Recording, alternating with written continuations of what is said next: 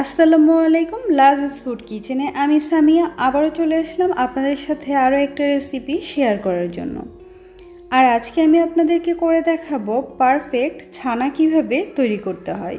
Perfect ছানা আমরা অনেকেই তৈরি করতে পারি না। এই ছানা তৈরি করতে গেলেই আমাদের যত ঝামেলা। আজকে আপনাদেরকে আমি খুব সহজভাবে এই ছানাটা তৈরি করে দেখাবো। তাহলে চলুন দেখে নেওয়া যাক।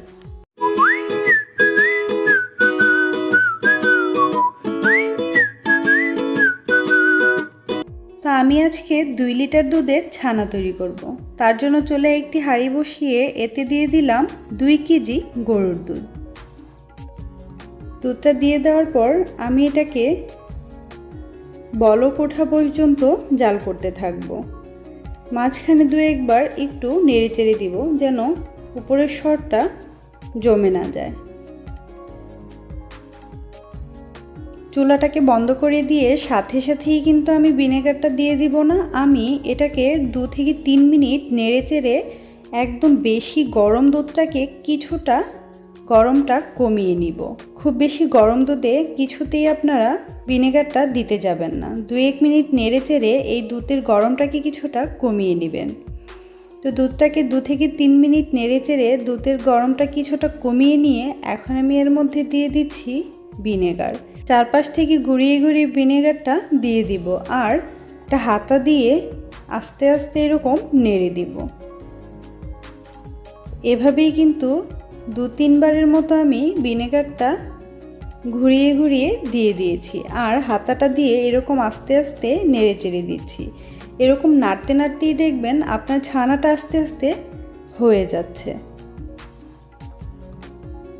তো এই তো নাড়তে নাড়তেই কিন্তু ছানাটা পুরোপুরি কাটা হয়ে গিয়েছে, পানিটাও পুরোপুরি সবুজ হয়ে গিয়েছে। এখন আমি এই ছানাটাকে এই গরম পানিতে খুব বেশি সময় রেখে দিব না, এতে করেও ছানাটা ড্রাই হয়ে যাবে। এটাকে খুব দ্রুতই আমি একটা সুতি কাপড়ে ছেঁকে নিব। রং না ওঠে এরকম একটা সুতি কাপড়ের মধ্যে ছেঁকে নিলেই হয়ে যাবে। তো এই ছানাটা যেন ওভার সিদ্ধ হয়ে না যায় সেজন্য আমি এই গরম পানিটা জড়িয়ে নিয়ে একদম ঠান্ডা পানি দিয়েই ছানাটাকে খুব ভালো মতো ধুয়ে নিব। খুব ভালো করে ধুয়ে নিতে হবে, এতে করে গরম ভাবটাও চলে যাবে। আর আমরা যেহেতু সরাসরি ভিনেগার দিয়ে ছানাটা কেটেছি সেক্ষেত্রে খুব ভালো করে ধুয়ে নিলে ভিনেগারের যে টক ভাব এটা পুরোপুরি চলে যাবে। খুব ভালো করে আমি ছানাটাকে ঠান্ডা পানি দিয়ে ধুয়ে নিয়েছি। খুব ভালো করে ধুয়ে নিয়ে আমি হাত দিয়ে চেপে চেপে পানিটাকে কিছুটা ঝরিয়ে নিচ্ছি। এভাবেই কিন্তু 2-3 বার পানি চেঞ্জ করে করে আমি ছানাগুলোকে ধুয়ে নিয়েছি। এখন কাপড়টাকে তুলে নিয়ে পুরো পানিটাই আমরা ঝরিয়ে নিব। এভাবে একটু হাত দিয়ে প্রেস করে করে পানিটাকে ঝরিয়ে নিতে হবে। ছানাটাকে অনেকেই এই কাপড়ে নিয়ে ছানাটাকে 2-4 ঘন্টা ঝুলিয়ে রাখেন, এটার কোনো প্রয়োজন নেই। আমরা জাস্ট একটু হাত দিয়ে প্রেস করে করে পানিটাকে যতটা সম্ভব ঝরিয়ে নিব। তারপর একটা কিচেন টাওয়াল দিয়ে ছানাটাকে একটু মুড়িয়ে রেখে দিব। এভাবেই মুড়িয়ে আমরা এটাকে আধা ঘন্টার মতো রেখে দিব। এতে করেই কিন্তু যে এক্সট্রা পানিটা থাকবে এই এক্সট্রা পানিটাকে এই কিচেন টাওয়ালটা পুরোপুরি শুষে নেবে। তো এভাবে আধা ঘন্টা রেখে দেওয়ার পর আপনাদেরকে একটা প্লেটে নিয়ে দেখাচ্ছি ছানাটা কতটা পারফেক্ট হয়েছে। এই তো ছানা কিন্তু পুরোপুরি রেডি।